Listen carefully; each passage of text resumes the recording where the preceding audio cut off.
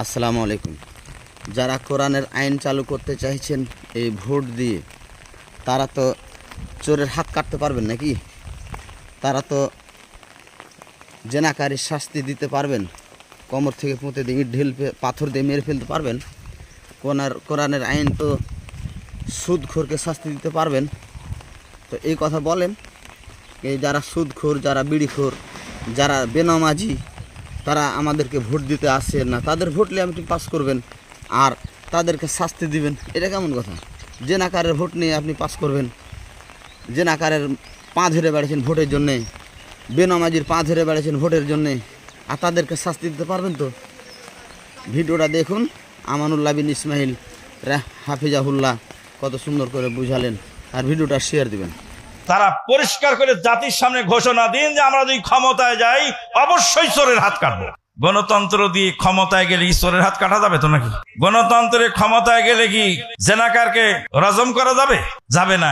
কেন যাবে না? 5ই আগস্টের পরে দেশের প্রেক্ষাপট একটু ভালো কিছু আশা করা যাচ্ছিল, সে আশা ঘুরে বালি হলো এই এক শ্রেণীর এই রাজনৈতিক নেতৃবৃন্দের কারণে। নাপাক পানি দিয়ে যেমন অজু হয় না, প্রস্রাব দিয়ে পায়খানা ধুইলে যেমন পবিত্র হয় না, ঠিক কুফরি গণতন্ত্র দিয়ে ইসলাম হতে পারে না। অশান্তি সৃষ্টিকারী হলো গণতন্ত্র। গণতন্ত্র মানবতা ধ্বংসকারী। মানে আমার ভোট আমি দেব, যাকে খুশি তাকে দেব। আমার বউ যদি বলে আমার ভোট আমি দেব, যাকে খুশি তাকে দেব, তুই কে? তাহলে স্বামী স্ত্রীর লড়াইয়ের নাম কি? গণতন্ত্র। মাথা নত করার পক্ষে জাতীয় সংসদের সিংহভাগ মানুষ, আর মাথা নত করার বিপক্ষে অল্প কয়েকজন। তখন স্পিকার মহোদয় বলেন হ্যাঁ জয় যুক্ত হইয়াছে, হ্যাঁ জয় যুক্ত হইয়াছে, হ্যাঁ জয় যুক্ত হইয়াছে। আত্মাহারিক টিভি, ওহির আলোয় উদ্ভাসিত জীবনের জন্য। আজকে আমরা দেখতে পাচ্ছি যে আহলে হাদিস জামাতের ভিতরে, আহলে হাদিস সমাজের ভিতরে,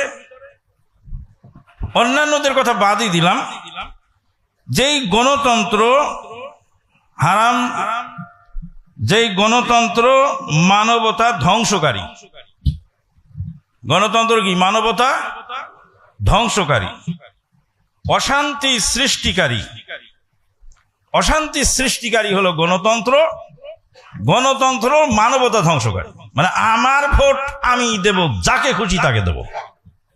আমার বউ যদি বলে আমার ভোট আমি দেব, যাকে খুশি তাকে দেব, তুই কে? তাহলে স্বামী স্ত্রীর লড়াইয়ের নাম কি? গণতন্ত্র। স্বামী আর স্ত্রী লড়াই করবে আর বলবে যে আমার ভোট আমি দেব, যাকে খুশি তাকে দেব। তা আমার স্ত্রীর সাথে আমার মারামারি। আমার বেটা যদি বলে আমার ভোট আমি দেব, যাকে খুশি তাকে দেব, তুমি বাপ হয়েছো, বাপ হয়ে থাকো, তোমার এখানে কি কাজ? বিরাট জটিল ব্যাপার নয়? তাই তো আমাদের নিকটস্থ আত্মীয়ই বাপ আর বেটা দুইজন দুই দলে। শেষ পর্যায়ে বেটা বাপকে গুলি করলো। আল্লাহু আকবার। বেটা বাপকে গুলি করেছে। কেন? বেটা বলছে বাপকে যে এই কেন্দ্রে ভোটে আপনি যাবেন না, আপনি বাপ আছেন, আপনি সম্মান নিয়ে থাকেন। বাপ এক দলে আর বেটা আর এক দলে। ওই কেন্দ্রের ভোটগুলো সব আমি নেব। তখন বাপ ছেলেকে এক কষে থাপ্পড় মেরে দিয়েছে। বেটা তোকে আমি জন্ম দিলাম আর তুই আমাকে বলিস আমি ভোট কেন্দ্রে যাব না? পরে শুরু হলো বাপ বেটা মারামারি। বাপ বেটাকে গুলি করলো, সরি বেটা বাপকে গুলি করলো, কিন্তু সে গুলিতে মারা যায়নি, বেঁচে ছিলেন। আল্লাহ সবাইকে ক্ষমা করুন, আল্লাহুম্মা আমিন। তাহলে এই গণতন্ত্র যে একটা ভয়ানক জিনিস, এই জিনিসটা মানুষকে বুঝানো এত কঠিন যারা বুঝতেই চায় না। গণতন্ত্রের ভিতরে দুইটা কুফরি আছে। একটা কুফরি হলো জনগণ সার্বভৌম ক্ষমতার অধিকারী। আজকে সকালবেলা আমরা বলি ফাআলুল লিমা ইউরিদ। আল্লাহ সার্বভৌম ক্ষমতার অধিকারী, তিনি যা ইচ্ছা তাই করেন, যা ইচ্ছা তাই করতে পারেন। জনগণ সার্বভৌম ক্ষমতার অধিকারী, জনগণ সকল ক্ষমতার উৎস। আর 2 নম্বর হলো মেজরিটি মাস্ট বি গ্রান্টেড যার লোক বেশি তারটা ঠিক, আর যার লোক কম তারটা বেঠিক। এখন এটা দিয়ে ইসলাম কায়েমের জন্য এক শ্রেণীর লোক চেষ্টা করছে, এটা দিয়ে ইসলাম কায়েম করবে। নাপাক পানিতে যেমন উজু হয় না, 50,000 বার উজু করলে যেমন কাজ হয় না, প্রস্রাব দিয়ে পায়খানা ধুইলে যেমন পবিত্র হয় না। আপনার কাপড়ে পানি লেগেছে, পায়খানা লেগেছে, তা আপনি কি দিয়ে ধুইলেন? প্রস্রাব দিয়ে ধুইলে কি পবিত্র হবে? কি দিয়ে ধুইতে হবে? পানি দিয়ে ধুইতে হবে। ঠিক কুফরি গণতন্ত্র দিয়ে ইসলাম হতে পারে না। কিন্তু এই ক্ষমতার লোভে আজকে মানুষ পাগল পাড়া হয়ে গেছে। ক্ষমতার লোভে মানুষ নৈতিকতা হারিয়েছে, আদর্শিক জবাবদিহিতা হারিয়েছে। ক্ষমতা এমন একটা জিনিস যে ক্ষমতার লোভে মানুষ টিকে থাকতে পারে না হকের উপর। এই জন্য নবী সাল্লাল্লাহু আলাইহি সাল্লাম বলছেন, দুইটি নেকড়ে বাঘ ক্ষুধার্ত নেকড়ে বাঘ দুইটি যদি এক পাল ছাগলের উপরে ছেড়ে দেওয়া হয়, এই এক পাল ছাগলকে যে পরিমাণ ক্ষতি ক্ষুধার্ত নেকড়ে বাঘ যতটুকু করতে পারে, সম্পদ ও সম্পদের সম্মানের লোভ তার চেয়ে বেশি ভয়ানক ক্ষতিকারক।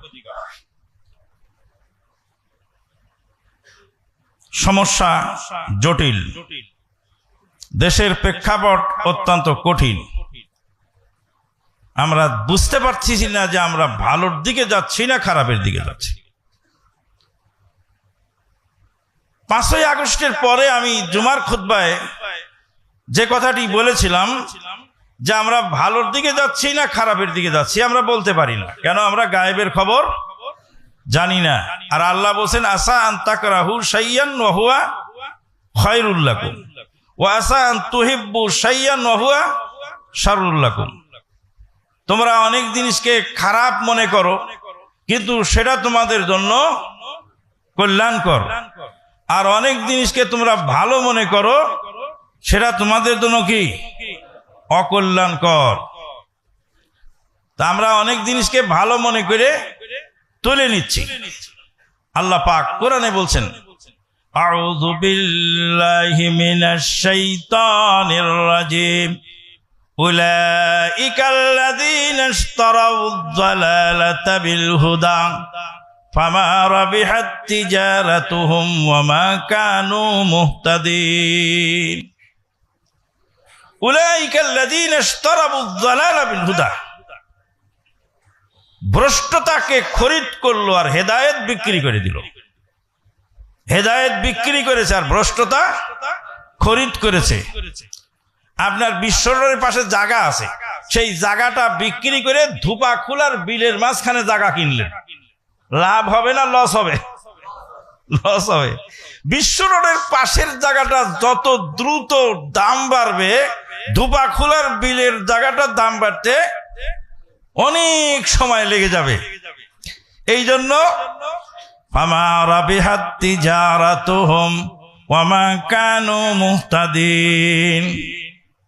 কবি বলছেন, ভুল ভেঙে দাও প্রভু, ভুল ভেঙে দাও, ভুল ভেঙে দাও প্রভু, ভুল ভেঙে দাও, যে ভুলে তোমারে ভুলে হীরা ফেলে কাঁচ তুলে।